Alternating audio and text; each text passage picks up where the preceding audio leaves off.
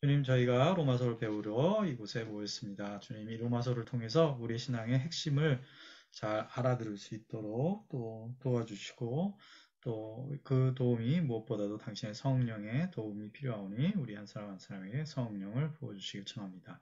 또 제게는 변함없이 이 시간도 당신의 기름 부으심 받아서 잘 받아서 전하고 설명할 수 있게 도움을 청하며 제가 드린 이 모든 기도를 우리 주 예수 그리스도로 기도드립니다. 아멘. 성부와 성자와 성령의 이름으로 아멘.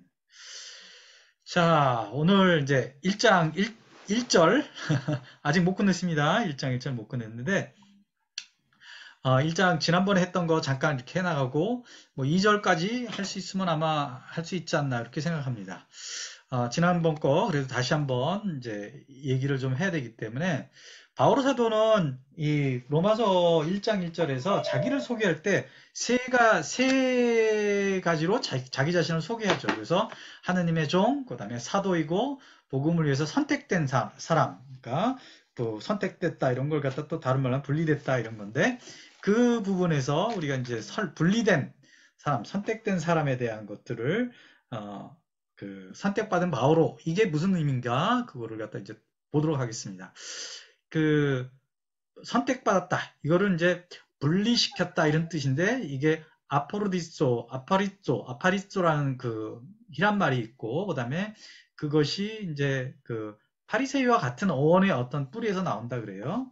그래서 사실 바리사이는 분리된 의미라고 얘기합니다. 분리된 것을 의미합니다. 그런데 그래서 바오로 사도가 필리피서 3장 5절에서 나는 바리사이입니다 했을 때는 분리된 사람이다라고 얘기하는데 그거는 이제 다른 것보다 바오로 사도가 여기서 얘기하는 어떤 그거하고 좀 다르게 원래 그 의미 그죠? 그러니까 그 당시에 어떤 바리사이라는 그 단어를 썼을 때는 더러운 것으로부터 분리된 의미지만 바오로 사도는 그것을 새로운 차원으로 얘기하는 것이죠. 그래서 그 바리사이적 분리 그것은 다른 것이 아니라 이제 삶의 목적이 있다라는 것을 분리된 목적이 있다라는 거예요. 그래서 태어나면서부터 하느님으로부터 분리되었다. 뭐를 위해서? 특정한 일, 특정한 목적을 위해서 분리된 것이다라고 이제 바오로 사도는 그렇게 이제 자신과 연관해서 이렇게 얘기하는 겁니다. 그게 곧 뭐냐?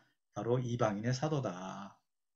그래서 그런데 이제 이런 어떤 분리를 새로운 분리에 대한 것을 사도행전 13장 2절에 이제 얘기를 하죠. 그들을 따로 세우라라고 뭐를 위해서 선교를 위해서 그래서 당신을 위해서 특별한 직무를 위해서 어 이제 따로 세우라고 얘기하는 건데 그 따로 세운 이유가 뭐죠? 이방인에게 복음을 전하기 위해서 선택받은 것을 얘기합니다.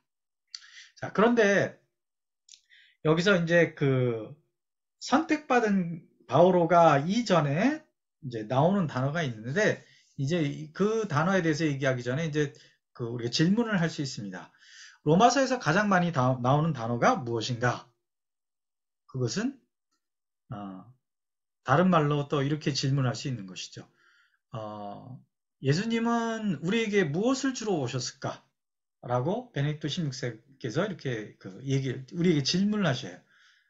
나사렛 예수에 보면은 예수님은 우리에게 무엇을 주러 왔겠습니까? 이렇게 물어봅니다. 그런데 예수님이 우리에게 주러 온 것은 평화를 주러 왔을까? 또 아니면 뭐 정의를 주러 왔을까? 아니면 뭐 축복을 주러 왔을까? 뭐 한편으로는 뭐 구원을 주러 왔다. 이렇게 얘기할 수도 있고 지금 제가 얘기한 모든 것들을 다 주러 오셨는데 그 정의를 실현시키기도 하고 또 우리에게 구원을 주시기도 하고 그 다음에 또 우리에게 축복을 주시기도 하고 은총을 주시기도 하고 그런데 이 모든 것을 주는 것은 그것의 어떤 근간은 뭐죠? 그것을 갖다 이렇게 어디서부터 그게 다 나오죠? 우리가 구원되는 거, 우리가 받는 구원, 그 다음에 또 평화, 뭐 축복 이런 건 다 어디서 나오는 거죠? 그것은 바로 하느님으로부터 나오는 겁니다. 하느님. 그래서 예수님께서 우리에게 주러 오신 것은 뭐냐? 바로 하느님을 주러 왔다. 이런 거죠. 그러니까 예수님을 믿으면 우리가 뭘 아는 거예요? 하느님을 아는 것이죠. 그래서 그 신약에 보면은 필리피 사도가 예수님한테 당신 아버지를 보여달라고 이렇게 얘기하니까 어, 예수님께서 뭐라 그러죠? 나를 보면은 곧 아버지를 보는 것이다 라고 얘기합니다. 그렇게 이제 얘기하는 거니까 곧 예수님을 보는 것이 곧 하느님을 보는 것이고 예수님을 믿는 것이 바로 예수님께서 우리에게 주시고자 했던 그 하느님을 우리가 받는 것이다. 이렇게 생각하시면 되는 거죠.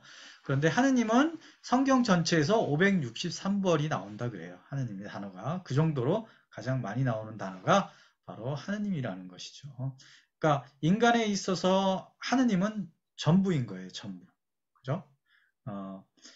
그 인간이 갈망하는 것. 제가 알기로는 그 가톨릭교에서 25번으로 알고 있는데 그 가톨릭교에서는 그런 얘기를 하시죠. 그 인간이 원하는 것은 진정으로 원하는 것은 무엇인가? 인간 안에 있는 갈망은 무엇인가? 그 갈망은 바로 하느님에 대한 갈망이다. 그래서 27번입니다. 27번 보면 하느님을 향한 갈망은 인간의 마음속 깊이 새겨져 있다. 인간은 하느님을 향하여 하느님께 창조되었기 때문이다. 그래서 하느님께서는 늘 인간을 당신께로 이끌고 계시며 인간이 끊임없이 추구하는 진리와 행복은 오직 하느님 안에서만 찾을 수 있다. 그래서 예수님께서 이것을 알기 때문에 바로 우리에게 뭘 주러 왔어요? 하느님을 주러 오신 것이다. 그래서 이 부분에서 우리 잠깐 이제 우리 삶과 연관해서 생각해야 되는 것은 우리는 여러 가지 욕구가 있을 수 있어요. 더 좋은 것을 갖고 싶기도 하고, 더 좋은 것을 입고 싶기도 하고, 더 좋은 것을 보고 싶기도 하고, 더 좋은 것을 먹고 싶기도 하고, 더 좋은 집에 하여튼 더 좋은 거지만 궁극적으로는 그런 걸 다 가져도 우리는 채워진다, 안 채워진다? 인간의 마음 안에 있는 갈망은 채워지지 않습니다. 그렇다면 여러분이 이제 살아가시면서 자녀도 있고, 배우자도 있고, 또 가정도 있고, 그 가운데서 이제 기본적으로 인간이 추구하는 어떤 삶의 안정도 찾을 수 있을 거고, 평화도 찾을 수 있고, 기쁨도 찾을 수 있고, 뭐 다 찾을 수 있어요. 그렇지만 그거는 다 어떤 면에서는 그림자와 같은 것이다. 우리의 본질은 뭐라고요? 인간의 하느님을 향한 갈망, 그것이 우리의 본질이다. 그래서 그것은 인간 마음속 깊이 새겨져 있기 때문에 이거를 빨리 알아서 하느님만이 나를 채워줄 수 있는 분이야. 내 자식도 내 배우자도 그게 궁극적으로는 아니구나. 그들이 나에게 내 삶 안에 선물로 들어와서 나는 감사하고 정말 나는 그들을 통해서 이곳에서 하느님 사랑도 체험하고 기쁨도 체험하고 그렇지만 궁극적으로는 하느님이야 라는 것을 우리가 끊임없이 생각하지 않으면 항상 뭔가 채워지지 않는, 항상 뭔가 이렇게 빠진 것 같은 그런 것에서 벗어날 수가 없단 말이죠. 그래서 때때로 뭔가 내가 갈망하는 게 채워지지 않는 것 같다. 그럴 때는 빨리 정신을 차려서 하느님이다. 그러니까 하느님을 찬양하고 하느님께 감사하고 하느님과 대화하고 이런 것을 통해서 우리가 그런 것에서 벗어날 수 있어야지만 이 세상에서 하느님을 통해서 나에게 주시는 모든 그 축복들이 있잖아요. 내 배우자도 축복이고 내 자녀도 축복이고 내 능력을 통해서 나에게 주어지는 어떤 많은 것들, 내 시간 이런 것들이 다 축복이란 말이에요. 축복이 될 수 있어요. 그런데 하느님이 내 갈망의 최종적인 것이다라는 걸 알지 못하면 다른 것들은 사실은 축복으로 오지 않고 때로는 나에게 막 짐으로 될 수도 있고 또 다 채워주긴 하지만 채워주지 않는 것에 대한 어떤 아쉬움 이런 것이 있을 수 있다. 이런 걸 좀 이 부분과 연관해서 생각했으면 좋겠습니다. 그래서 모든 것이 하느님으로 귀결된다. 인간이 바라는 모든 것은 하느님으로 귀결된다. 라는 거 잊지 마셔야 되고 또 이 사순에 예수님께서 우리를 위해서 십자가에 죽으시고 부활하셔서 궁극적으로 우리에게 주신 것은 바로 하느님이다. 이런 뜻이에요. 자, 그러면 이제 복음, 그 다음에 이제 복음에 대한 건데, 이 복음은, 하느님의 복음, 여기서 복음, 이거는 영어에서는 Godspell이라는 뜻이 있고, God's Story라는 뜻이 있단 말이죠. God's announcement 등, 이런 의미가 있다 그럽니다. 그러니까 하느님의 이야기, 하느님께서 말씀하신 거, 뭐 이런 거겠죠. 그래서 그 단어가 요한겔리온 이렇게 되는데, 이유, 그것은 저 유럽 얘기하는 게 아니라 good, well 이런 뜻이고, 그 다음에 안겔리온 이런 것은 proclamation, 그러니까 선포하다 뭐 이런 뜻이겠죠. 그래서 바오로 사도가 이 기쁜 소식이 뭔가에 대해서 바로 8장까지 복음의 본질을 갖다가 우리한테 사실은 로마서에선 얘기를 해줍니다. 그래서 첫 8장을 통해서 복음을 살펴볼 수 있죠. 그래서 그런데 이제 1장 16절, 17절에 보면은 그 로마서가 무엇을 위한 것인지를 또 이렇게 얘기해 주고 있습니다. 그것은 나는 복음을 부끄러워하지 않습니다. 복음은 먼저 유다인에게 그리고 그리스도인에게까지 믿는 사람이면 누구에게나 구원을 가져다 주는 하느님의 힘이기 때문입니다. 복음 안에서 하느님의 의로움이 믿음에서 믿음으로 계시됩니다. 이는 성경에 의로운 이는 믿음으로 살 것이다 라고 기록된 그대로입니다. 라고 얘기하는 것이죠. 여기서 우리에게 아주 중요한 거 16절, 17절에 다시 보겠지만 바로 하느님께서 이 복음, 우리에게 주신 복음이 뭐라고요? 우리에게 구원을 가져다 주는 하느님의 힘이다. 내가 복음을 믿는 것이 곧 나의 힘이다 라는 것을 갖다가 우리가 믿어야겠죠. 그래서 인간에게 구원을 가져다 주는 예수 그리스도에 대한 복음을 말하는 것이죠. 그래서 육화가 사랑을 드러내기에 기쁜 소식인 것이죠. 그러니까 하느님께서 인간이 되셨다는 그 자체가 뭐죠? 우리에게 기쁜 소식이다. 그래서 하느님께서 인간이 되셨기 때문에 우리는 그 인간이 되신 하느님하고 똑같아질 수 있다라는 희망을 가질 수 있기 때문에 그게 기쁜 소식이죠. 왜? 우리는 이 세상에 살면서 많은 걸 체험하잖아요. 죄성도 체험하고 좌들도 체험하고 정말 이렇게 채워지지 않는 어떤 갈망과 그다음에 이 불안과 두려움 이런 걸 막 체험하지만 하느님은 어떻겠어요? 하느님은 그런 게 없어요. 그죠? 근데 인간이 되신 그 하느님은 궁극적으로 어떤 분이죠? 그런 것이 없는 인간의 상태를 우리에게 보여주신 거예요. 그래서 우리에게 뭐죠? 바로 예수 그리스도는 기쁜 소식인 것이죠. 그래서 우리의 몸도 예수님처럼 바로 사랑을 드러내야 되는 거죠. 하느님께서 인간의 육신을 갖고 오셔서 우리에게 보여준 건 뭐죠? 예수님께 보여준 건 다 사랑이란 말이죠. 사랑. 구약에서 하느님이 너희를 사랑해서 충실하고 진실하고 항상 너에게 성실하다, 너희를 사랑한다 이런 것을 예언자들을 통해서 늘 들어왔지만 때가 되었을 때 히브리서 11장 1절 보면 때가 되었을 때 하느님께서 인간이 되셔서 우리에게 구체적으로 볼 수 있고 냄새 맡을 수 있고 만질 수 있고 맛볼 수 있는 그런 하느님의 사랑이 됐다. 이런 것이죠. 그것이 바로 복음이다. 그런데 이 하느님의 아들에 대한 이 하느님 아들에 대한 것을 예언자로부터 미리 성경에 이렇게 약속해 놓으셨다는 거죠. 그래서 이 복음은 두 가지를 우리가 이제 얘기해 볼 수 있겠습니다. 그러니까 우리는 구약과 신약이 있잖아요. 그러니까 구약적인 복음, 이제 제가 이제 불에 넣은 거예요. 구약적인 복음, 그다음에 신약적인 복음 이렇게 얘기할 수 있는데 그것은 이런 것이겠죠. 이제 자기소개할 때 종이라고 한 거 바로 예수 그리스도의 종이고 그것이 바로 이제 다른 것이 아니라 인격적인 어떤 선택을 얘기하는 것이다 라는 것을 얘기하고 그 다음에 내가 사도라고 하는 것은 보냄받은 자다. 그래서 자신의 뜻이 없습니다. 그죠? 그렇다면 우리는 평신도 사도 그러면 뭐죠? 우리도 역시 내 뜻대로 살면 안 돼요. 이 세상 살면서 나는 평신도 사도직을 맡고 있는 천주교 신자입니다. 이렇게 고백하는 순간 내 뜻은 이 세상에 있으면 안 된다. 왜? 예수님께서 그러셨잖아요. 그죠? 제가 설명을 드렸죠. 나는 아버지의 뜻을 실행하기 위해서 왔다.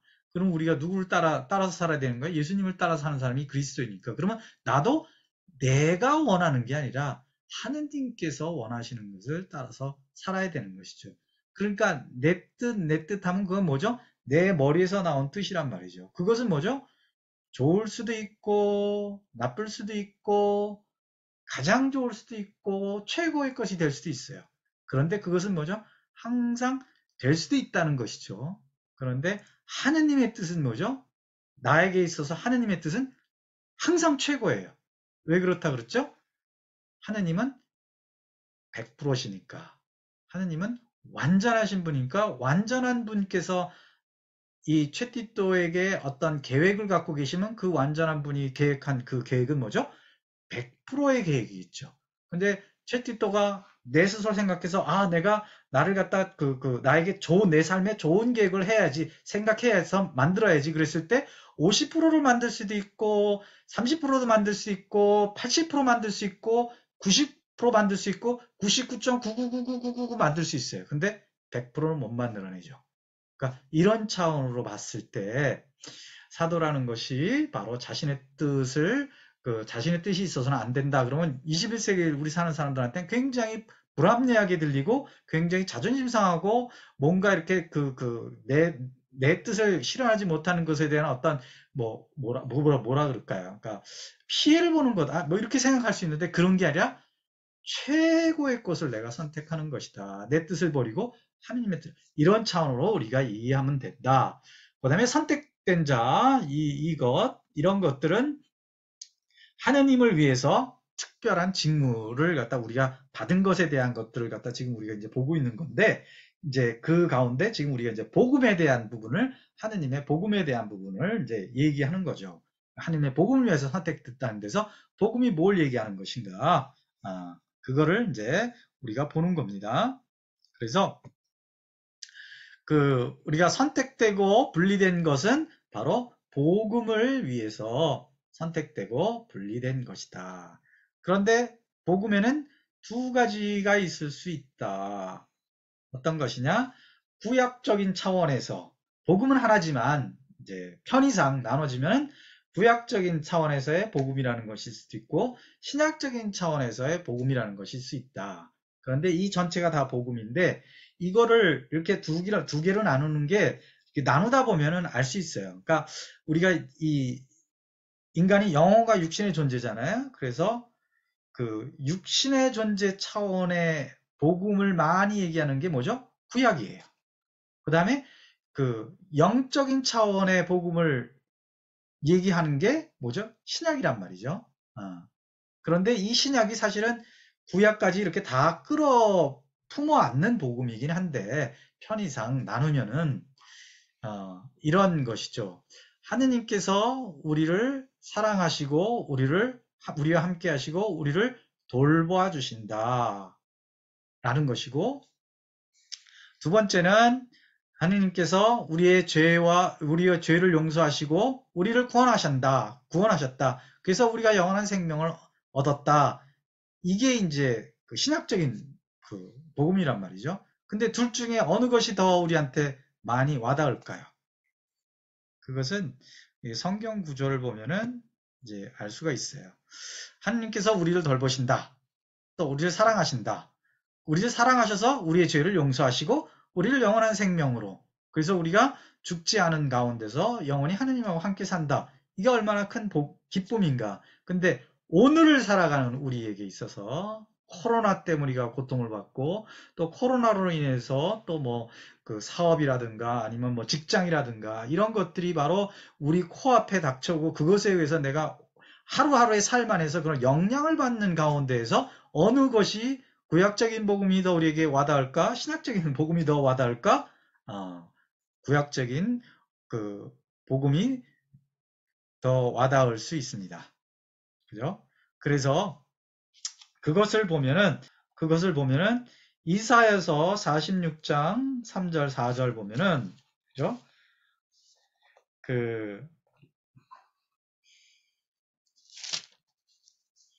내 말을 들어라 야곱의 집안아 이스라엘 집안의 남은 자들아, 모태에서부터 엎어다니고 태중에서부터 안겨다닌 자들아, 너희가 늙어가도 나는 한결같다. 너희가 백발이 되어도 나는 너희를 지고 간다. 내가 만들었으니 내가 안고 간다. 내가 지고 가고 내가 구해낸다. 티또야, 걱정하지 마라. 네가 모태에 있을 때부터 내가 업고 다녔고 네가 태중에 엄마 뱃속에 있을 때부터 사실 나는 너를 돌보고 있었어. 근데 너 지금 머리가 빠졌잖아. 너 늙어가고 있잖아. 근데 나는 너를 돌보는 것에서 한결같은 거야. 네가 백발이 되어도 내가 너를 지고 간다니까. 네가 뭐 나는 저기 그 노후 대책도 안 됐는데 어떻게 할까라고 걱정하지 마. 왜? 내가 너의 아버지고 내가 너에게 생명을 줬고 내가 너를 만들었으니까 내가 책임지고 내가 지고 가고 내가 구해낸다. 이게 우리에게는 더 현실적으로 가까이 다가오는 복음 아니겠어요? 그죠?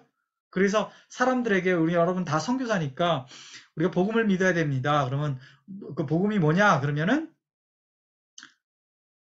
가장 큰 것은 예수님께서 우리를 위해서 십자가에서 죽으시고 우리가 죽으시고 돌아가셔서 우리 죄가 사해지고 우리가 영원한 생명을 얻습니다가 복음이지만 그런 것들이 때때로는 이렇게 사람들이 아주 죄를 많이 접은 사람 그리고 죄로부터 벗어난 사람 그다음에 죄가 얼마나 큰지를 막 느끼고 이런 사람이 아닌 다음에 그냥 우리가 일상적으로 이렇게 뭐 아주 그런 일상적인 그런 어떤 죄에 졌다가 고백성사를 이런 것에서는 이렇게 크게 안 와닿을 수 있단 말이죠. 그런데 지금처럼 내가 앞으로 내년에 어떻게 살아가지? 난 노후 대책이 이런 사람들에게 하느님께서 너를 돌보신다. 당신께서 너를 지고 간다. 네가 백발이 돼도 내가 너를 돌볼 것이다. 이런 말은 굉장히 훅 와닿겠죠. 그죠? 그래서 여러분이 이사에서 46장 3절, 4절을 잘 여러분이 기억하시고 외우셔서 여러분 스스로 때때로는 우리가 현실이 너무 앞에 확 다가오면은 우리가 당황되고 두렵고 걱정이 많이 될 때 이 이사에서 46장 3절 4절을 갖다가 우리가 스스로에게 선포하기도 하고 그런 사람들에게 선포해 주시면 굉장히 좋을 것 같아요.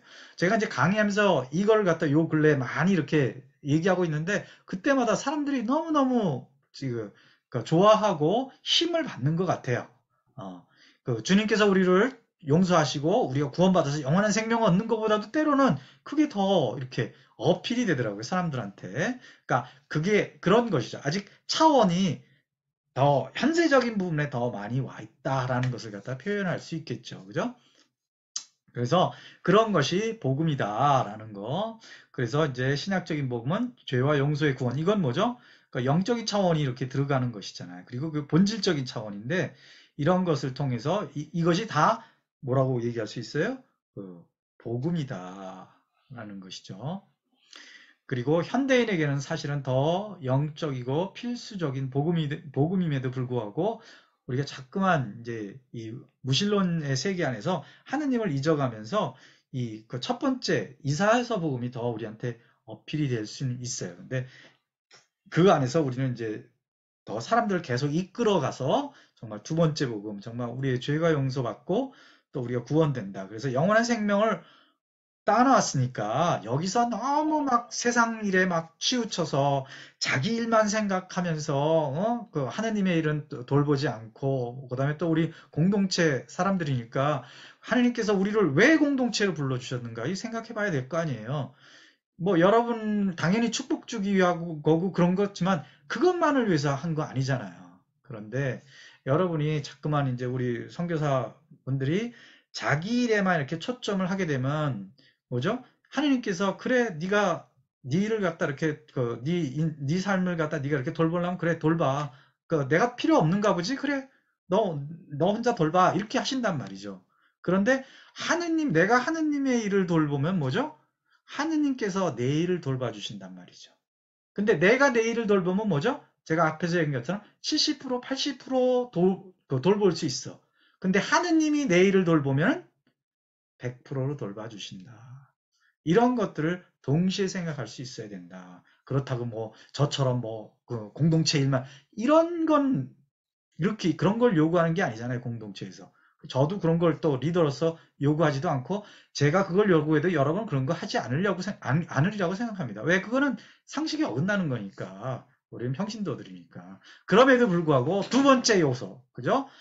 내가 내 가정에 대한 이런 것들, 내 일에 대한 걸 갖다 평신도니까 하긴 하지만 내가 공동체로 불리웠다는 거. 선교 공동체로 불려왔다는 것은 하느님께서 선교 공동체에 주는 어떤 그런 사명들을 하기 위해서 내 시간을 내는 것, 시간이 나서 하는 게 아니라 시간을 내서 한다는 것을 갖다가 잊어먹으면 안 된다는 것이죠.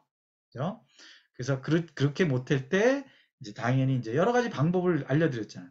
해명해도 되고, 그죠? 해명도 하고, 그 다음에 또 뭐 11조 같은 거 이렇게 하고, 가장 중요한 게 이제 해명이겠죠. 그리고 여러 가지 일이 있으니까. 근데 해명도 안 하고, 11조 같은 것도 안 한다. 감사헌금 뭐 이런 걸 통해서 공동체에 이렇게 뭔가 하느님의 일을 하는 것에 하지도 않는다. 그거는 퀘스천 마크를 해봐야 되는 것이죠. 현대인들은 자기가 잘못한 거 지적하는 거 싫어하지만 저는 어쩔 수가 없는 것 같아요. 그건 하느님께서 지적하시는 거니까. 내가 우리를 불러서 이 공동체에서 축복을 내리실 때는 우리만을 위해서 축복을 내리시는 게 아니잖아요. 항상 우리 곁에 또 우리처럼 옛날에 우리가 하느님 몰라서 힘들었어 했던 그런 사람들을 우리가 도우라고 우리가 먼저 축복받는 거잖아요. 근데 때때로 우리가 그거를 갖다가 잊어먹을 수 있다. 그러면 안 된다. 왜냐하면 공동체에서 살아가면서 이제 자꾸만 그럴 수 있어요, 다. 그런데 우리가 자꾸만 이렇게 초심으로 돌아가라 이런 것은 뭐죠? 자꾸만 마음을 되잡아서 그거 잊어먹으면 안 되지, 잊어먹으면 안 되지.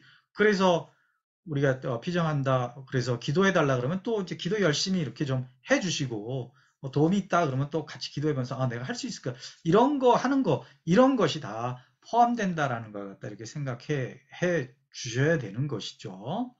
어쨌든 구원 이제 그다음에 이제 우리가 이제 하느님을 복음은 우리를 구원하는 건데 그것은 곧 뭐죠? 해방되는 것을 얘기하는 것이잖아요. 그런데 그 구원에는 구속에는 두 종류가 있다라는 걸 우리가 알아야 됩니다. 그것은 첫 번째로 1장서부터 바오로 사도가 1장서부터 5장을 통해서 얘기하는 것은 뭐냐면 바로 믿음으로서 얻는 의로움, 그것이 구원을 얘기한다. 내가 의로움을 얻었다. 그것이 바로 내가 구원받았다. 이런 뜻이라는 것을 갖다가 1장서부터 5장까지 쭉 얘기를 해주셔요. 그런데 그것이 바로 예수 그리스도의 의로움이 우리에게 주어진 것이다. 어떻게? 내가 예수 그리스도를 믿기 때문에 이렇게 되는 거예요.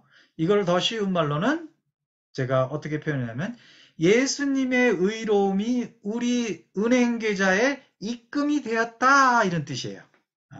우리가 인생을 살아가면서 이제 은행 예를 들면 은행 계좌에서 돈을 빼서 이제 죽을 때까지 써야 된다 그러는데 바로 내가 예수님을 믿으면 예수님이 갖고 있는 어떤 의로움을 돈이라고 생각합시다. 그 돈이 내 삶 안에 들어왔다 이런 것이죠. 그러니까 뭐죠? 내가 의로움 안에서 살아갈 수 있는 것이죠. 예수님의 의로움이 내가 의로움을 해서 은행에 저축하는 게 아니라 예수님의 의로움이 내 계좌에 가득 찼다 이런 뜻인 것이죠. 그것이 첫 번째.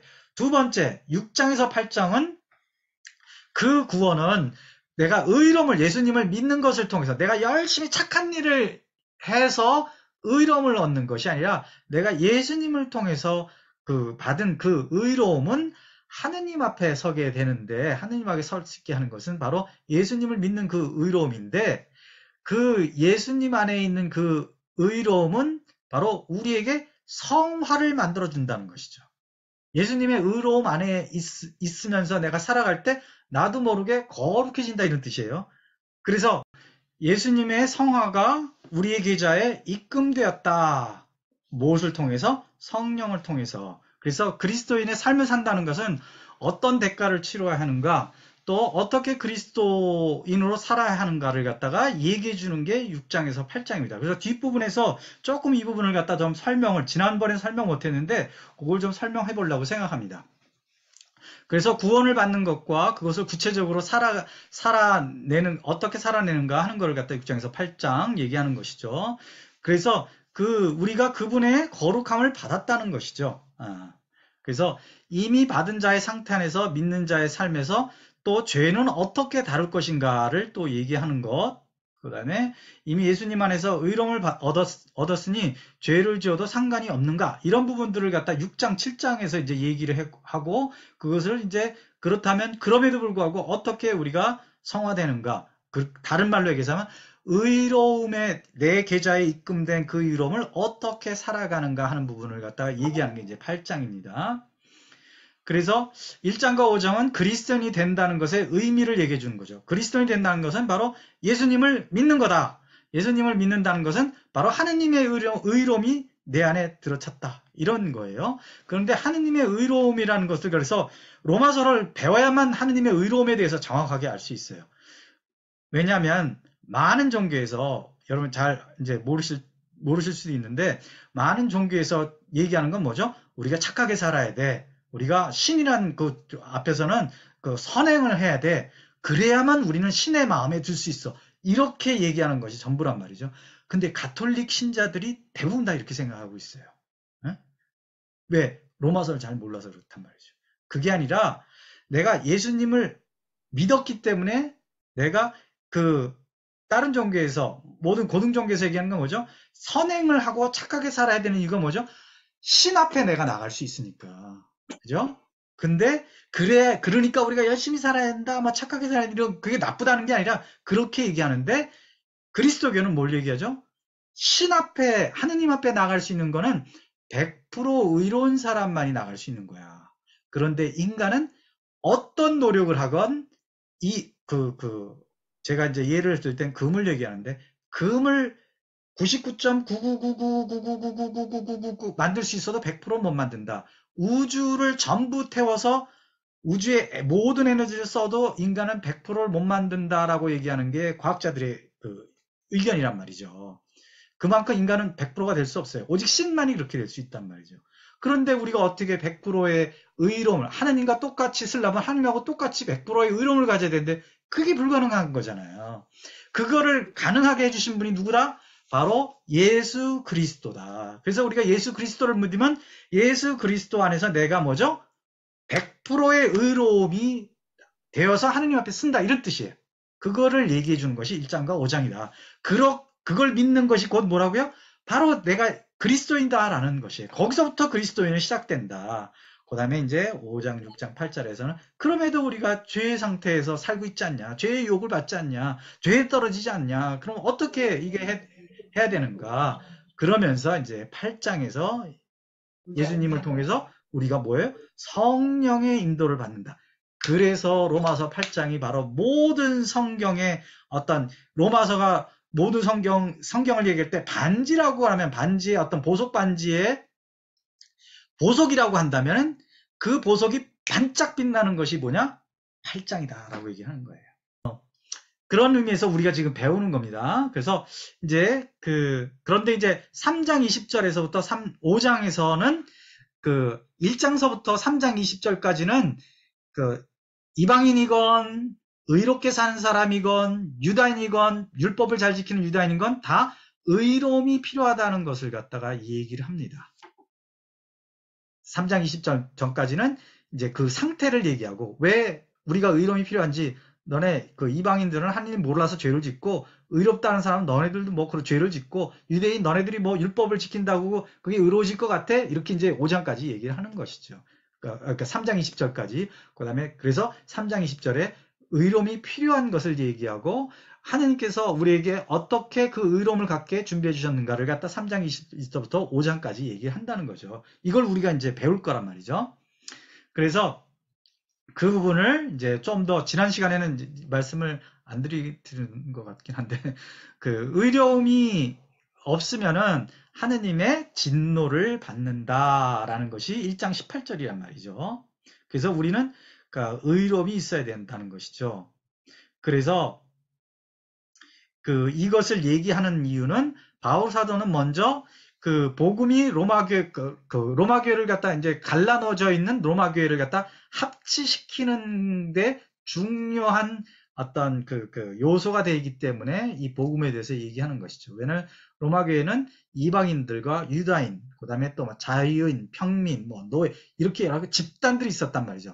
분파들이 있었는데 그 분파들을 하나로 만들어 놓은 건 뭐냐? 바로 복음이다. 그래서 복음을 온전히 알 때 그런 분파의식이 없어진다는 거죠. 그 얘기는 뭐냐? 우리 공동체도 로마 초대교회로 가야 된다. 뭐 이런 얘기도 여러분이 혹시 신앙생활을 좀 이렇게 하신 분들, 그 다음에 책을 보신 분들은 그런 얘기가 한참 있었단 말이죠. 80년대, 90년대. 그런데 그 초대교회의 모습에는 어떤 거죠? 자유인은 너네들하고 난 상대 안 할 거야. 그 다음에 유대인은 뭐죠? 너네 이방인 개들. 이렇게 얘기하면서 서로 분란이 있었어요. 그 얘기는 뭐죠? 우리 공동체 안에도 그런 분란이 있을 가능성이 언제든지 있다.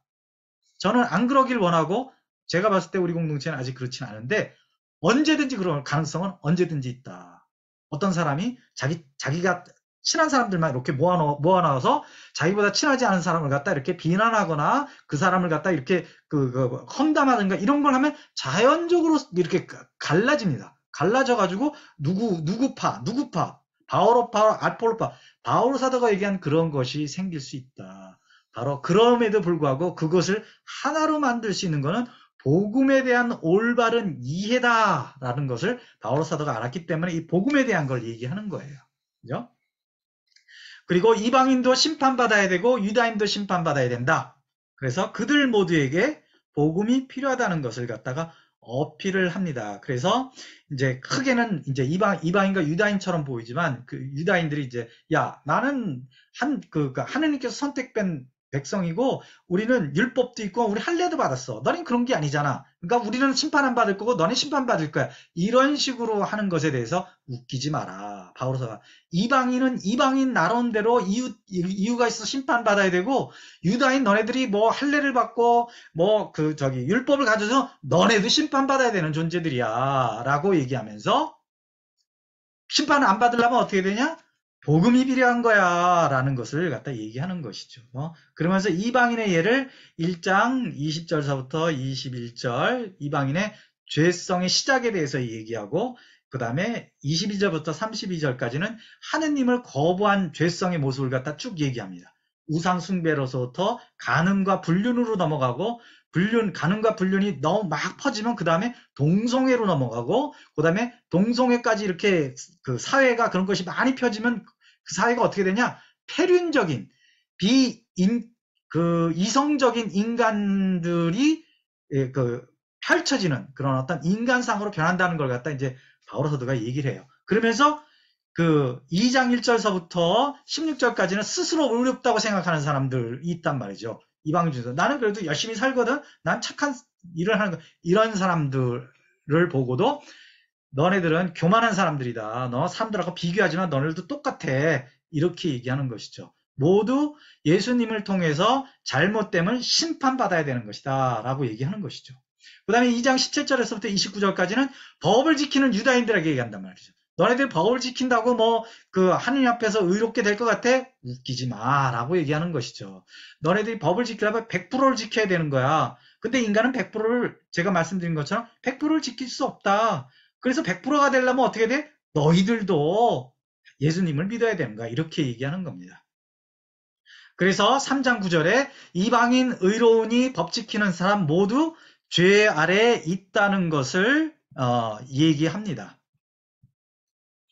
그래서 모두가 죄를 지었다라고 10절에서 12절까지 얘기하고 그래서 아무도 하느님 앞에 설 수 없는 상황이다. 그 얘기는 바오로 사도가 그렇게 얘기하면서 이제 인간이 얼마나 절망적인 것인가를 갖다 얘기를 하는 것이죠. 그래서 사실은 모든 종교가 다 선한 일을 통해서 하는 신 앞에 쓰려고 하는데 그게 다 절망적인 것이다라는 걸 사실은 바오로 사도가 로마서에서 얘기를 해주는 겁니다. 그렇다면 이제 우리가 여러분 중에서 이제 의문이 있는 분이 있겠죠. 그러면 우리가 왜 착한 일을 해? 선한 일을 할 이유가 없잖아. 예수님 믿어서 우리가 다 선해졌다면 이럴 수 있는데 바오로 사도가 얘기하는 것은 바로 그리스도인에게서 선한 일은 바로 상급과 연관된다라고 얘기하는 겁니다. 인간은 하나님 앞에 설 의로움이 필요해서 예수 그리스도가 필요한데 그 예수 그리스도 안에서는 우리는 의로움이 됐고 의로움을 통해서 우리는 의롭게 살아가는 거야. 예수님의 의로움을 통해서 우리가 살아가는 것이다. 그래서 믿음 안의 의로움과 의로움 대 업적을 통한 의로움에 대해서 이제 바오로사가 얘기를 하는 것이죠. 근데 이제 이 얘기를 들으면 떠오르는 사람들이 있죠. 그죠? 믿음 안에서 의로움만 주장하는 사람이 누구예요? 개신교. 아니야. 업적을 통해서 의로워져야 되는 거. 그건 뭐예요? 가톨릭. 가톨릭의 원래는 그렇지 않은데 이제 우리 일반적으로 보는 건 뭐죠? 착한 일을 해야지 내가 천국 간다 이렇게 생각하는 사람은 다 업적을 통해서 내가 하느님 앞에 설 수 있다라고 얘기하는 거다라고 로마서는 명확하게 이렇게 얘기해 준다. 이렇게 이해하시면 돼요. 그래서 예전에는 둘 다 이렇게 오해하고 있었는데 지금은 이런 부분들이 개신교에서도 우리가 그 의로움을 이제 얻었으면 의로운 예수님 의로움 안에서 그러니까 의로움이 내 삶 안에서 펼쳐지는 게 얼마나 중요한 것인가 그것이 하느님의 뜻이라는 것을 갖다 이제 알기 시작했고 가톨릭에서는 이제 이게 내가 열심히 착하게 살아서 천국 가는 게 아니라 예수님을 믿었다는 것 자체가 내가 사실은 천국을 가는 거구나. 여태까지 몰랐던 걸 갖다가 이제 알기 시작하고 그걸 이제 더 명확하게 이제 교회에서 알리기 시작한다. 이렇게 볼 수 있다는 것이죠. 그 다음에 이제 21절에서 24절 보면 3장 하느님의 의로움이 나타났다라고 얘기를 합니다. 바울 사도가. 어떻게? 예수 그리스도를 통해서. 왜? 예수 그리스도께서 우리를 위해서 죄를 치르셨기 때문에 그래서 이 부분에서 나오는 게 하느님의 정의가 나와요. 하느님은 죄를 벌하시지 않는 분이란 말이죠. 그러니까 죄를 인간이란 존재는 원죄와 본죄를 통해서 지은 죄에 대해서 하느님은 반드시 벌하시는 분이에요. 근데 그 벌을 하느님께서 누구한테 하셨어요? 예수 그리스도. 우리가 지금 성주관을 통해서 우리가 하느님께 감사해야 되는 바로 예수 그리스도에게 다 너 때문이야 하고 그랬단 말이죠. 하느님이 최띠또가 잘못했는데 하느님은 예수님 보고 너 때문에 그런 거야 하고 너는 벌을 받아야 돼 하고 최띠또에 대해 벌을 갖다 주신 게 아니라 예수 그리스도한테 벌을 주셨다. 이거를 우리가 믿는 거고 이것 때문에 우리가 예수님께 나아가는 거고 이것 때문에 우리가 예수님의 고난에 동참하고 이런 개념들이 있어야 된다라는 것이죠. 그래서 바오로는 하느님 앞에서 오직 믿음을 통해서 예수님의 의로움만 그분 앞에 설 수 있음을 주장하는 것이죠. 그래서 정의 하느님 앞에서는 우리가 모두 죄인이다라는 것을 얘기하는 거예요. 그리고 4장에 가서 드디어 하느님 앞에서는 믿음을 통해서 모두 같은 위치에 있는 것이다. 그러니까 믿음은 뭐죠? 모두가 의로움 안에 같아지는 것이다. 그래서 그렇게 얘기하면서 이제 4장에서 얘기하는 게 아브라함은 율법 아래 있지 않았고 의로움을 살았으나 그것 때문에 하느님 앞에 나설 수 있었던 것은 아니다. 그것은 창세기 15장 5절과 6절에 보면은 뭐라고 되어 있는가? 창세기 15장 5절과 6절에 보면은 이렇게 되어 있습니다. 하늘을 쳐다보아라. 내가 셀 수 있거든. 저 별을 세어보라. 또 그에게 말씀하셨다. 너의 후손이 저렇게 많아질 것이다. 아브라함이 주님을 믿으니 주님께서 그 믿음을 의로움으로 인정해 주셨다. 첫 번째 나오는 의로움의 단어란 말이죠. 근데 그 의로움이 어떻게 해서 얻어졌다고요? 아브라함이 의로운 사람이었지만 의롭게 살았다고 네가 의롭게 살았으니까 너 의로운 사람이다라고 인정해 준 게 아니라 하느님께서 보이지 않는 대낮에 하늘을 보면서 자 별들을 쉬어봐라. 대낮에 별이 있나요 없나요? 안 보이죠. 그럼에도 불구하고 아브라함은 저렇게 많은 태양 때문에 빛은 별이 안 보이지만 별은 있어. 내가 셀 수 없는 저 별만큼 하느님께서 나에게 후손을 주어진다는 그 말을 하느님이니까 나는 믿어라고 믿습니다. 그러니까 하느님께서 너는 의로운 사람이다. 이렇게 했다라는 거를 바울 사도가 얘기하는 거예요. 4장을 통해서. 그렇게 됐을 때 이제 5장 1절에서 5절 보면은 그런 의로움의 결과가 뭔가 하는 거를 갖다가 이제 또 얘기합니다. 그 의로움의 결과는 그리스도를 통해서 의로움 받은 것을 통해서 우리는 먼저 우리가 평화를 얻는다라고 얘기하는 거예요. 하느님과 더불어 평화를 누린다. 왜 평화를 누리냐? 예수님이 승리하셨기 때문에 그래요. 예수님이 악과 싸워서 승리하셨기 때문에 우리가 평화를 이룬다.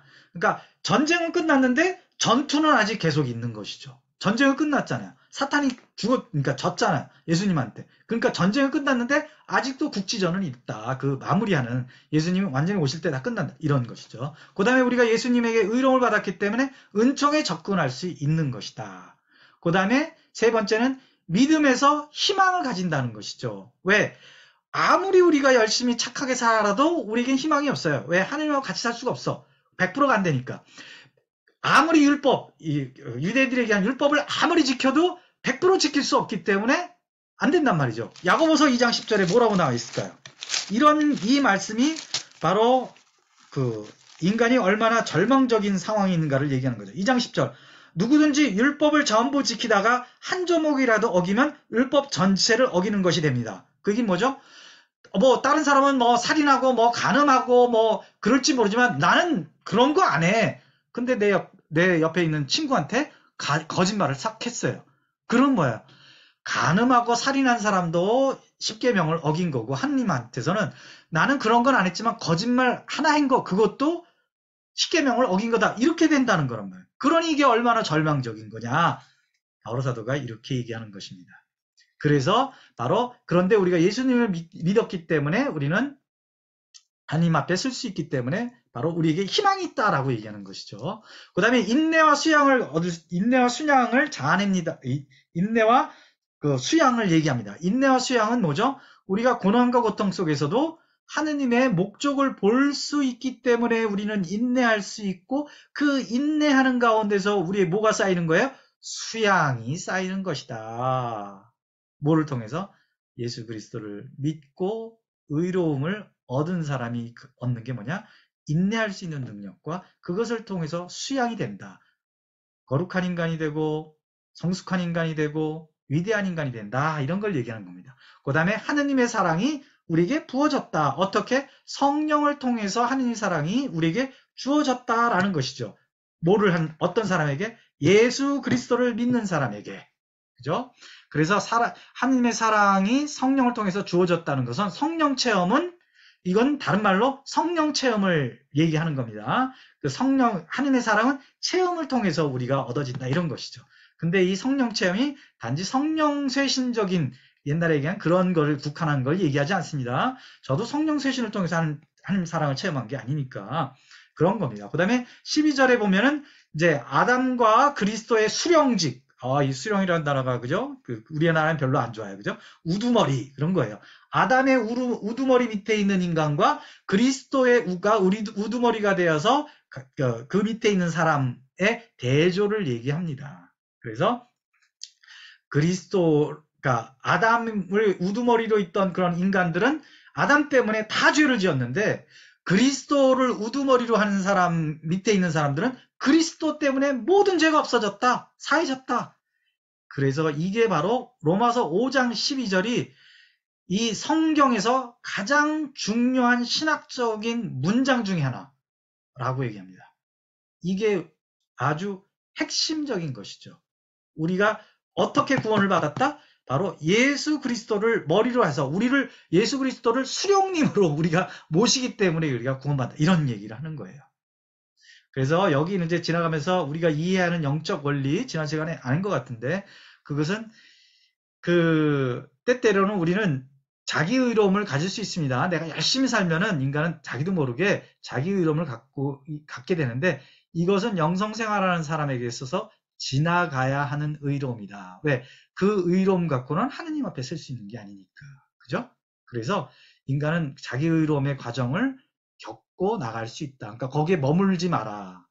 내 의로움으로 내가 아무리 열심히 기도를 하고 아무리 착한 일을 하고 아무리 충실성을 하고 아무리 진실하게 살아도 내 의로움으로는, 내 힘으로 만든 의로움으로는 하느님을 만날 수 없구나라는 걸 인정하면서 그걸 내려놓고 예수님을 믿는 걸 해야 되는 거고, 바로 금을 100% 만들 수 없는 것처럼 우리가 의로움을 100% 만들 수 없다. 그죠? 그래서 자기 의로움을 버리고 내가 100% 의로움을 만들 수 없으니까 하느님께 어떻게 하죠? 예수님께 항복해야 되는 거예요. 승복해야 되는 거예요. 이걸 기억해야 된다. 그래서 우리는 예수 그리스도님 안에서만 하느님 앞에 의로움을 얻는다. 이것이 영적 원리. 이거를 갖다가 여러분이 잘 묵상하면은 뭐라 그럴까? 자기 의로움, 아니면은 뭐랄까? 자꾸만 자기 힘에 의지하는 것에서 벗어날 수 있습니다. 그리고 내 힘으로 뭔가를 하려고 하고 내 뜻을 자꾸만 이루려고 하는 것에서 자연적으로 힘을 뺄 수 있다는 거. 이건 좀 어려워요. 이건 본인이 살아봐야 알아.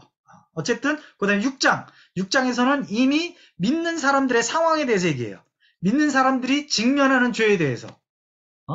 그래서 6장 2절에 그 1절은 그러면 우리가 무엇이라고 해야 합니까? 은총이 많아지도록 우리가 계속 죄 안에 머물러야 합니까? 왜 이렇게 얘기하냐? 5장 20절에 보면 죄가 많아진 그곳에 은총이 충만히 내렸습니다. 그렇다면 은총이 많아지도록 우리가 계속 죄를 지어야겠구나. 이렇게 얘기한 사람이 있었나 보죠. 그랬더니 결코 그럴 수 없다라고 얘기하는 것이죠.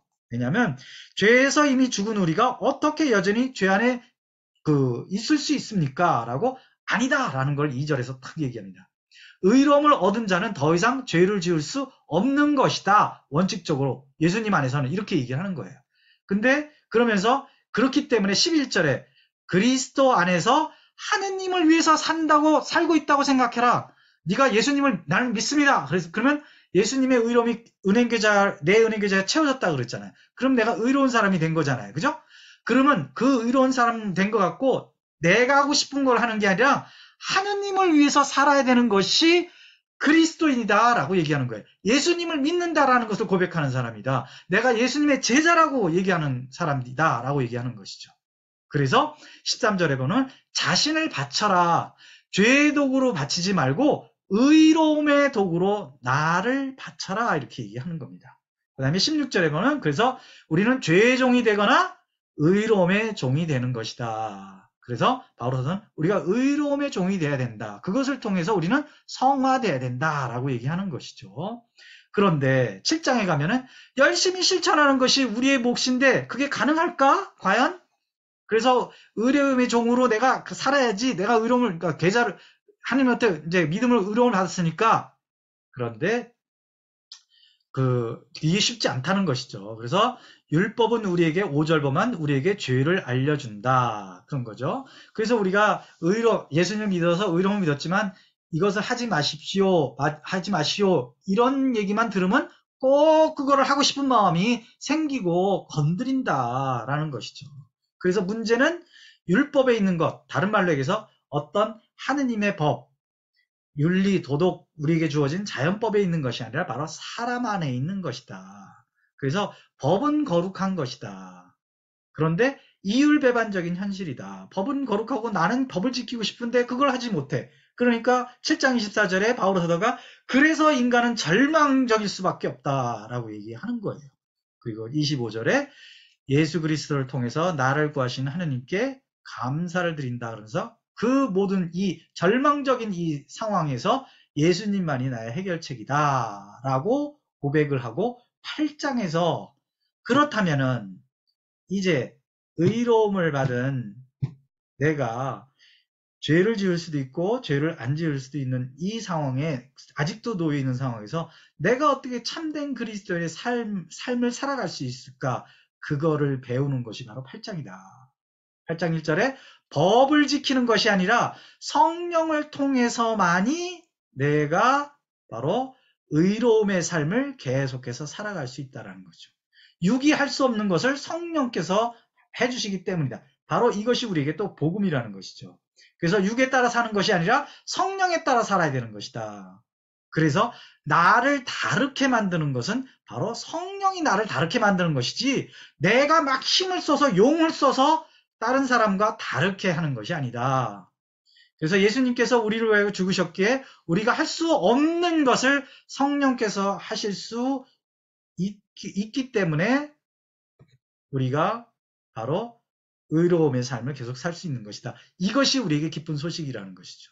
그러니까 우리가 성령을 따르면 어떻게 되죠? 내가 자연적으로 내가 의로움을 믿음을 통해서 받은 이 의로움의 능력이 성령에서 계속 활성화된다. 근데 성령을 안 따르고 내가 육을 따르면 이 활성화가 멈춰버린다.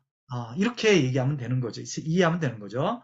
그래서 성령 안에 있으면 그분의 도움으로 우리가 우리의 힘으로 할 수 없는 것을 할 수 있다라고 얘기하는 거예요.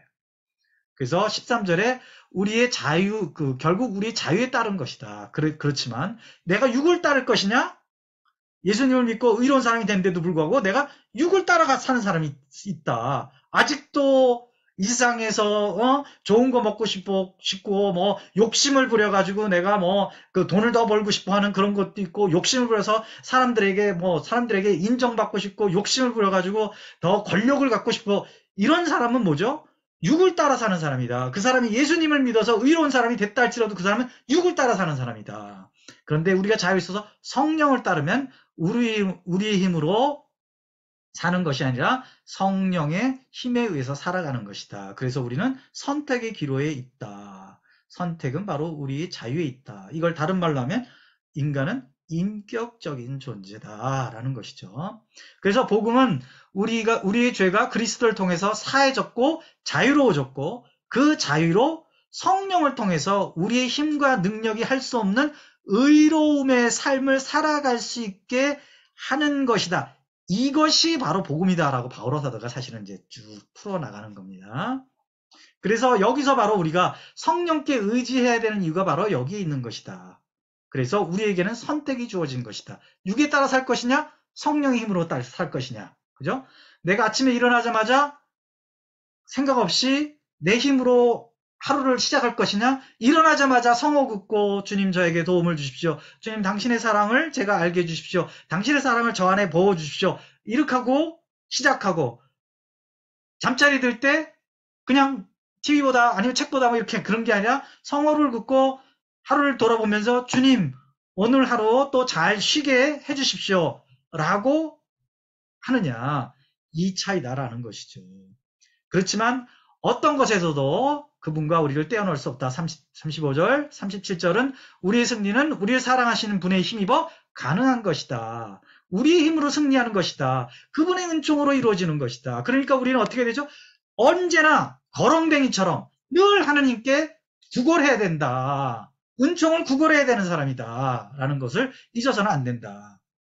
그래서 우리 힘도 아니고 율법을 지키는 것도 아니고 오직 예수님께서 우리에게 하신 것에 대한 믿음의 기반을 두고서 열매를 맺어가야 되는 것이다. 이걸 하면서 지난번에 예수님을 기초로 하여 어떤 열매를 맺을 것인가 고린도전서 3장 10절에서 15절 하면서 기초를 통해서 어떤 사람 금과 은과 보석으로 집을 짓는 사람이 있고 어떤 사람은 나뭇가지로 집을 짓는 사람이 있다. 근데 심판날에는 불이 확 우리 이루어놓은 것을 갖다가 휩쓸 것이다. 그때 금, 은, 보석으로 집을 지은 사람은 그대로 있겠죠. 그렇지만 나무 풀잎 그 나뭇가지로 지은 사람들은 다 없어져서 뭐죠? 바오로 사도가 고린도전서 3장 15절에 뭐라고 얘기하죠? 그 사람은 겨우 구원을 받은 것일 뿐이다라고 얘기한다. 겨우 구원은 낳는다. 그런데 아무것도 없어 천국 갔더니. 그래서 이제 제가 말씀드렸죠. 지난 시간에. 저는 여러분이 다 천국에 가서 금으로 지은 집에 있길 원하시고 여러분이 은 집에 있는 데를 방문하고 싶고 보석으로 지은 집을 방문하고 싶습니다. 적어도 RCB 코리아에 들어와 있는 사람은 다 그렇게 되기를 저는 기도하고 여러분을 위해서 십자가 기도를 한단 말이죠. 물론 저도 금으로 집을 짓고 은으로 집을 짓고 보석으로 집을 짓고 싶은 거예요. 여러분 중에 그 누구도 구원은 받았지만 정말 노숙자처럼 천국에서 사는 것을 저는 보고 싶지 않기 때문에 여러분에게 싫은 소리도 해야 되고 여러분에게 또 어떤 거 같이 하자 얘기도 하고 저의 부족함에도 불구하고 이런 걸 여러분이 좀 알아주셨으면 좋겠습니다. 자, 그래도 2절까지는 해야 될 것 같은데 이 복음이 바로 하느님의 속한 기쁜 소식이라는 것이죠. 하느님이 이 기쁜 소식의 근원이다. 그래서 바로 하느님의 기쁜 소식이지만 그 기쁜 소식이 곧 뭐에 대한 거예요? 예수님에 관한 기쁜 소식이라는 것이죠. 그래서 예언자들에게 말해진 약속된 다윗으로 태어난 예수 그리스도 히브리서 1장 1절에 나오는 것이요. 그것이 바로 기쁜 소식이다. 그래서 우리가 이제 뒤에 다윗의 자손이 누군지, 그 다음에 뭐라고 되어 있는가, 하느님의 아드님이 무엇인지 이것을 갖다 우리가 이제 보게 될 겁니다. 그래서 예전에는 예언자를 통해서 말했지만 이제는 당신의 아들을 통해서 직접 말씀하신다. 무엇을? 인간은 누구인가? 인간의 삶의 목적은 무엇이고 인간의 운명은 어떻게 될 것인가? 그 다음에 죄를 용서받음과 부활에 대해서 하느님께서 직접 얘기해 주신다는 것이죠. 그래서 성경은 하느님의 약속이 쓰여진 것이죠. 하느님에게 의해 선택되어져 분리되어진 말이다라는 것이죠. 그리고 우리 주님이신 예수 그리스도에 대한 거룩한 말씀이 곧 뭐냐? 성경이다. 이것이 초점이라는 거죠. 성경의 초점은 바로 예수 그리스도라는 것이죠. 근데 그분이 어떤 분이에요? 다윗의 후손이고 하느님의 아들이다라는 것을 얘기하는 것이죠. 그래서 그리스도라는 것은 메시아라는 것을 얘기하는 것이고 그분은 곧 다윗의 후손이시면서 주님이란 타이틀을 갖고 있는 것이다 라는 것을 얘기하는 게 이제 2절까지 끝납니다.